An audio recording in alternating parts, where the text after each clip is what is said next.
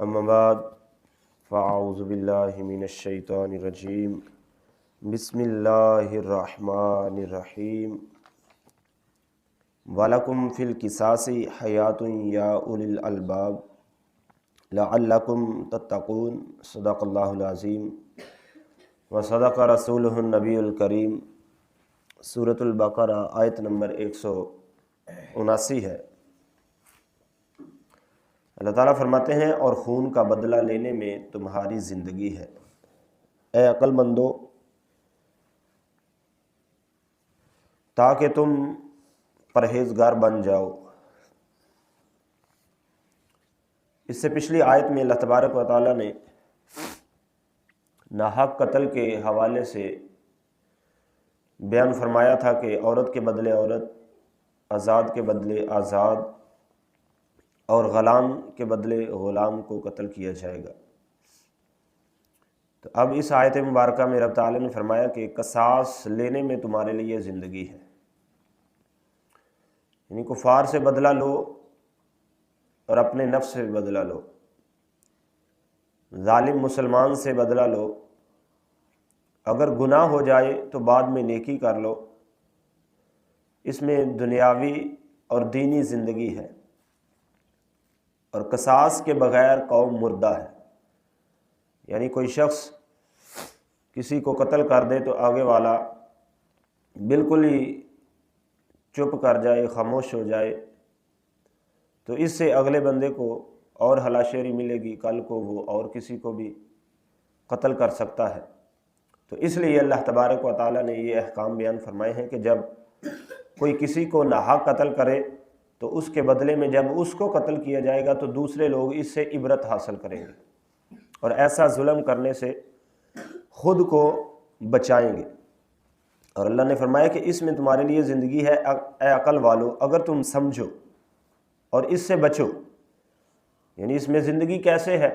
حالانکہ ادھر سے بھی قتل ہو رہا ہے اور جس نے کیا اس کو بھی، تو اس میں زندگی اسی طرح ہے کہ جب یہ معاملہ دونوں طرف سے ہو جائے گا تو پھر دوسرا بندہ جو ہے وہ اس قدم کی طرف اگر آئے گا تو سوچ سمجھ کر وہ آئے گا کہ اگر میں نے ایسا عمل کیا تو بدلے میں مجھے بھی یہی دیکھنا پڑے گا۔ تو اس لیے اس میں زندگی ہے۔ آگے اللہ تبارک و تعالیٰ نے فرمایا کتب علیکم اذا حضر احدکم الموت ان ترک خیرا الوصیہ، کہ جب تم میں کسی کے پاس موت آئے اور اگر کچھ مال چھوڑے تو وصیت کر جائے، للوالدین اپنے والدین کے لیے، والاقربین قریبی رشتہ داروں کے لیے، بالمعروف جائز طریقے سے، حقا علی المتقین یہی پرہیزگاری ہے اور یہی حق ہے۔ تو اللہ تبارک و تعالیٰ نے اس آیت مبارکہ میں مرنے والوں کو وصیت کرنے کا حکم دیا ہے کہ اگر وہ کچھ مال چھوڑ جائیں تو وہ مرنے سے پہلے کچھ وصیت کر جائیں اپنے مال کے بارے میں۔ فرماتے ہیں کہ جب تک اسلام میں میراث کے یعنی وراثت کے احکام نہیں آئے تھے اس وقت تک مرنے والے پر وصیت کرنا واجب تھی، کیونکہ اس وقت صرف وصیت پر مال تقسیم ہوتا تھا، جیسے مرنے والا کہتا تھا ویسے ہی اس کا مال جو ہے وہ تقسیم کر دیا جاتا تھا۔ اور جب قرآن میں وراثت کے احکام آ گئے تو وصیت کا وجوب جو ہے وہ ختم ہو گیا، کہ وہ اب یہ وصیت نہیں کر سکتا کہ میرا جو مال ہے یہ فلاں کو سارا دے دیجیے جائے، میرے فلاں بیٹے کو نہ ملے، صرف فلاں بیٹے کو ہی دے دیا جائے۔ تو اب اس کی اس وصیت پر عمل نہیں ہوگا، کیونکہ اب قرآن نے مکمل احکامات جو ہیں وہ بیان فرما دیے۔ وہ کیا ہیں کہ تمام بیٹوں کو برابر کا حصہ جو ہے وہ دیا جائے۔ ہاں اپنی زندگی میں اگر وہ کر جائے تو وہ اور بات ہے، لیکن اس کے مرنے کے بعد جو ہے وہ سب کو برابر کا حصہ دیا جائے گا۔ بیٹے کے لیے 2 حصے ہیں اور بیٹی کے لیے 1 حصہ ہے۔ تو ہمارے معاشرے میں یہ بھی بہت ہماری بد نصیبی کہہ لیں، کم عملی کہہ لیں کہ ہم بیٹیوں کو حصہ نہیں دیتے۔ بیٹیوں کی شادی کی اور اس کو سسرال میں بھیج دیا تو بس جی ہم نے اپنا فرض ادا کر لیا، حالانکہ یہ قرآن اور حدیث کی روح سے بالکل غلط ہے۔ جو لوگ اپنے مال میں سے حصہ جو ہے وہ اپنی بیٹیوں کو یا بہنوں کو نہیں دیتے وہ سخت گناہ گار ہوں گے، وہ حرام کا مال کھا رہے ہیں۔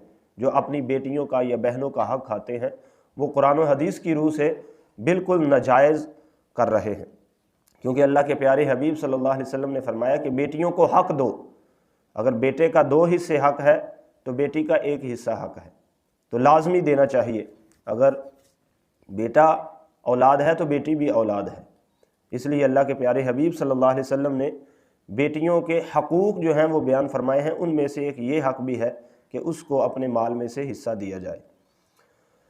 آگے فرمایا کہ وصیت کر جائے رشتہ داروں کے حوالے سے، والدین کے حوالے سے، تو اس سے معلوم ہوا کہ اپنے مال میں وصیت ہوگی، دوسرے کے مال میں وصیت نہیں ہوگی۔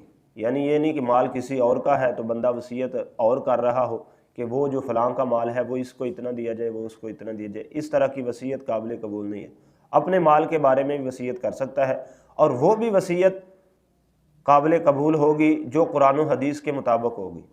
اگر قرآن و حدیث سے ہٹ کر کوئی وصیت ہے تو اس پر عمل جو ہے وہ نہیں کیا جائے گا۔ اس لیے ہمیں چاہیے کہ ہم اپنی زندگی کے شب و روز قرآن کو سمجھتے ہوئے گزارنے کی کوشش کریں، تاکہ اگر کہیں پر کوئی بھی ایسا معاملہ آئے تو ہمارے پاس سب سے بہترین رہنمائی کرنے والی کتاب جو ہے وہ قرآن موجود ہے، ہم اس سے رہنمائی حاصل کریں۔ تو اللہ تعالیٰ عز و جل سے دعا ہے اللہ اپنے حبیب کا صدقہ ناحق قتل ہونے سے ہر مسلمان کو بچائے، اور اللہ ہم سب کو اپنی بیٹیوں کے حقوق جو ہیں وراثت کے حوالے سے وہ بھی ادا کرنے کی ہمت اور توفیق عطا فرمائے۔ بعض لوگ کہہ دیتے ہیں جی ہماری بیٹی کہتی میں نے حصہ نہیں لینا، وہ لاکھ مرتبہ کہتی رہے کہ نہیں لینا، لیکن ہمارا حق بنتا ہے کہ ہم جو اس کا حصہ وہ نکال کر اس کو دے، یہ لے، یہ تیرا حصہ ہے، تو خود رکھ، کسی بھائی کو دے دے، کسی غریب کو دے دے، مسکین کو دے دے، یتیم کو دے دے، یہ بعد کا مسئلہ ہے۔ ہمارا حق بنتا ہے کہ جو ہماری بیٹی کا جتنا حصہ بنتا ہے وہ نکال کر اس کے ہاتھ میں دے دیا جائے۔